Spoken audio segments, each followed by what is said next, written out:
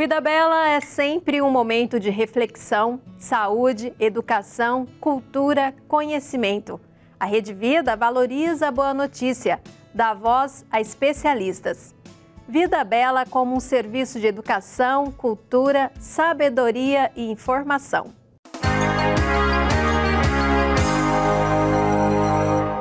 Depois de começar o ano em alta em janeiro, a confiança na indústria foi fortemente afetada com a pandemia do novo coronavírus. No mês de setembro, o índice voltou a crescer. A prévia da sondagem da indústria de setembro subiu 7,2 pontos. O índice de confiança da indústria em relação ao número final de agosto, segundo a FGV. O índice de situação atual aumentou 8,9 pontos, alcançando 106,7 pontos neste mês. Paulo Castelo Branco, economista com mais de 30 anos de atuação no mercado de automação industrial e presidente executivo da Associação Brasileira dos Importadores de Máquinas e Equipamentos Industriais, comenta sobre a reação e perspectivas para o mercado.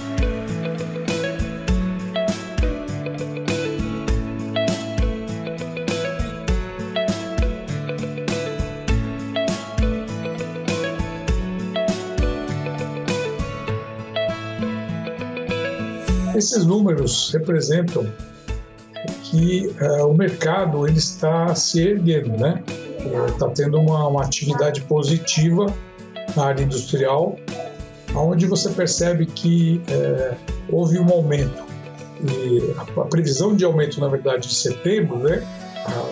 Está tendo que vai fechar aí com 13, está falando em 13, quase 14% de aumento em relação a agosto. Isso o que representa essa movimentação positiva? Que o mercado ele está reagindo, né? Ele teve muito ruim aí nos meses de abril e maio, né? Quando inclusive grande parte, por exemplo, de setores significativos da economia, como a indústria automobilística, que representa 7% do PIB do Brasil, a indústria de linha branca, né? De eletrodomésticos, que representam uma fatia de 3%, mais ou menos no Brasil, estavam completamente paradas. Quais fatores contribuíram para o avanço da confiança industrial?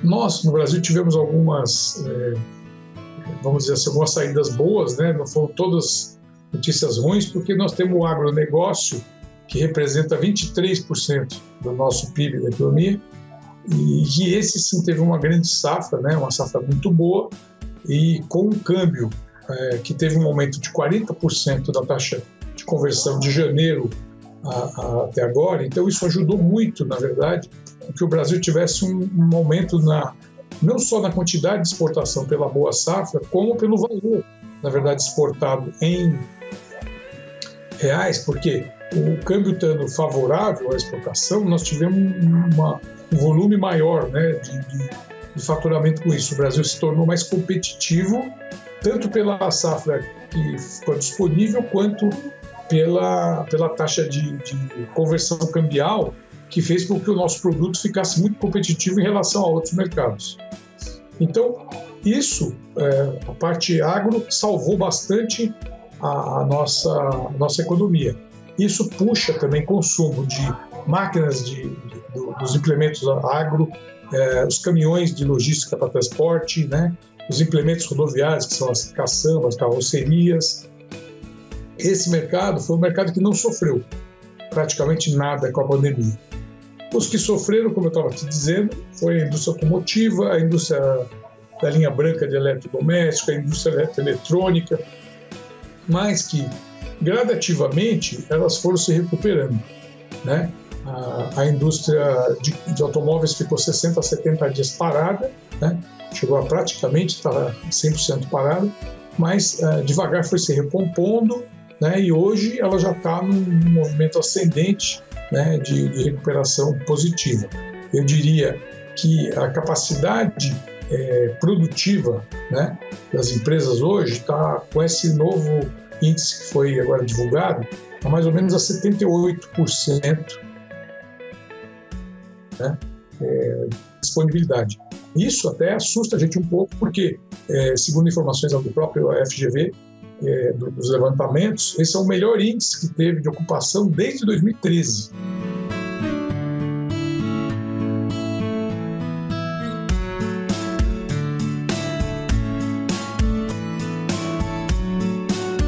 de 2014 para cá, até 2019, o mercado industrial só caiu, né? Ele veio tendo dificuldades. O mercado que é o nosso, na verdade, de bens de capital, máquinas e equipamentos, tecnologia para a indústria, no nosso caso, a ABMEI, máquinas importadas, né? Na verdade, da Associação Brasileira de Importadores de Máquinas e Equipamentos Industriais.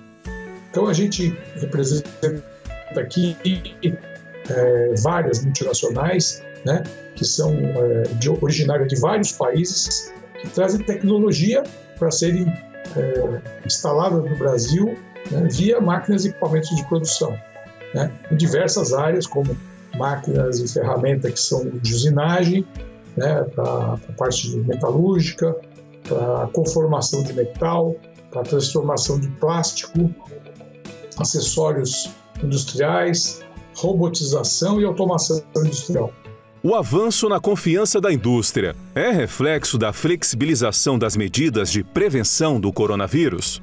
Tem uma parada brusca, como houve, de consumo na ponta, né, no varejo. Isso reflete diretamente na produção, porque não é só uma crise, na verdade, econômica que foi gerada pela pandemia, e sim quando você coloca todo mundo em quarentena, você tem vários reflexos, que são, na verdade, a parada das indústrias no trabalho, na verdade, para produzir os bens. Você tem a parada do consumo por uma dificuldade até de você, por exemplo, ninguém vai trocar um carro enquanto você está a 60, 90 dias, a gente estava aí até maio, se você não dá o poder de andar de carro, né? Essa é a verdade. Então fica mais difícil de você fazer qualquer tipo de operação econômica, né, de consumo, se você vive um momento difícil, né, de mortes, de vírus, né, fica até um clima muito ruim para você fazer um investimento ou uma atividade qualquer, né, econômica, financeira, num momento desse. Só que a gente viu que, passado maio, começo de junho, as indústrias automotivas voltaram a trabalhar, né, começou a flexibilização e isso fez com que as coisas começassem a se acomodar. O governo tem seguido a direção correta no que diz respeito à economia? O governo também, a gente tem que dar esse mérito. O Ministério da Economia, ele fez um trabalho bem feito, na verdade. Tanto com esse problema da ajuda emergencial, que a gente percebeu que o povo manteve, né, o poder de compra e até melhorou, né, com esse desembolso do auxílio emergencial, o que segurou, vamos dizer assim, a onda do poder de consumo, né? Isso se reflete o quê? No comércio, né? Há repasse disso na cadeia alimentícia, na cadeia de varejo, né? Na cadeia dos eletrodomésticos. Aí como você está falando, uma classe D, C, D, C mais baixa, quer dizer, deu poder de compra para algumas coisas. Por exemplo, a gente observa, né, na indústria a parte de fogões, tá? O pessoal está trabalhando 24 horas, né? A parte de... Incrível, né? A parte, por exemplo, de eletroeletrônicos, de chuveiros, né? Aparelhos eletrônicos básicos, aparelhos eletrodomésticos. Houve um consumo muito maior do que o habitual. O que explica o aumento no preço da alimentação, quando sabemos que o agronegócio vai bem mesmo com crise? Vou dizer que é fácil de explicar, né? Dá para entender, né, a relação desses aumentos, porque, primeiro, como eu falei lá no início, o câmbio teve um aumento de janeiro até agora, mais ou menos entre 35% e 40% a taxa cambial. Então, isso já cria um aspecto de aumento necessário para repor essa diferença de aumento. Esses bens que são matéria-prima ou agro, eles são commodities, né? O que são os commodities? Eles têm preço internacional balizado em dólar, certo? Nas bolsas, né? Dólar e também no euro na Europa. Então, quando você tem essas diferenças cambiais, você precisa repassar isso no preço. Não foi repassado, foi represado nos primeiros meses até o final do segundo trimestre desse ano, justamente pela situação do mercado, né, que vinha aí reprimido. Então todo mundo segurou o aumento de preço, até porque era uma coisa necessária fazer. Mas chega um momento que isso tem que ser repassado. Por quê? Se você está pagando, por exemplo, os insumos que tem algum componente que varia com o câmbio, ele aumentou, você vai ter que desembolsar, você tem que repassar isso no seu custo, em algum momento, né? Então, justamente o momento foi um pouquinho estendido, mas ele está sendo repassado agora. No caso do arroz, como você citou, todo mundo está falando muito nisso, né? O arroz como exemplo, né? Que o arroz virou ouro, né? Mas não é isso. Aqui, na verdade, houve também uma demanda maior, tanto no mercado interno, né? Porque o povo mais em casa, em home office, quer dizer, se alimenta mais, né? E consome mais. E também o Brasil, por essa questão do câmbio estar mais favorável à exportação, ele começou a exportar muito. Ele exportou mais do que o normal a quantidade desse bem que é o arroz. Então, quer dizer, exportou demais, consumiu mais. A lei da oferta e da procura faz com que o preço aumente. Então, acredito que o ganho, né, o outro lado da moeda de tudo isso, novo normal, para a indústria é o quê? Se adaptar, né, reanalisar essa cadeia de supply chain, de suprimentos, né, de necessidades básicas, de matéria-prima e também a forma de comercializar, certo? A gente já percebe, por exemplo, que as indústrias que hoje têm capacidade de investimento, têm fluxo de caixa ou têm crédito, né, que também é um outro ponto. O momento agora é um momento bem aumento da taxa de câmbio, mas em compensação nós estamos com a taxa de juros mais baixa da história do Brasil, né? Uma Selic de 2% ao ano é a taxa referencial mais baixa que eu, por exemplo, vi na minha vida até hoje. Então é quase que você pensar que nós não estamos no Brasil, né? Então tudo isso colabora, né, com planos de investimento muito diferentes do que a gente já viu no passado. Certo, Rosana? É uma situação bem atípica, né?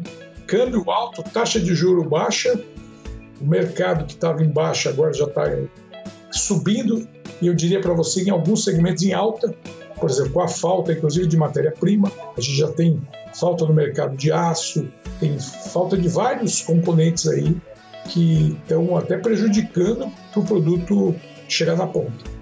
Quais as perspectivas sobre a recuperação do Brasil?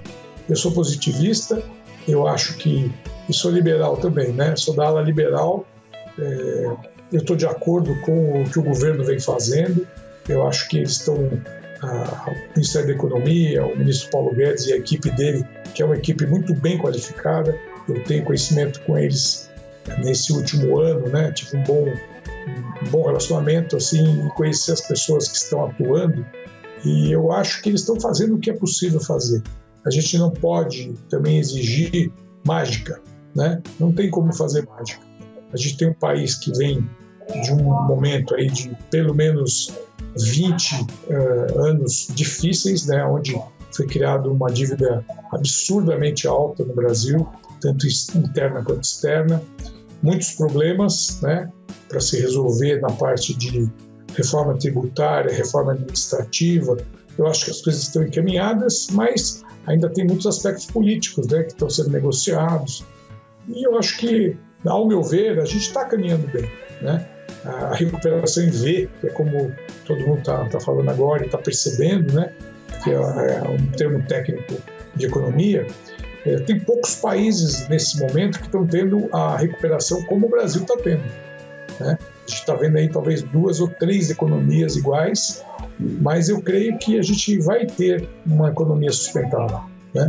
Está tudo demonstrando isso, a não ser que a gente tenha outro fator que nos assuste aí pelo caminho.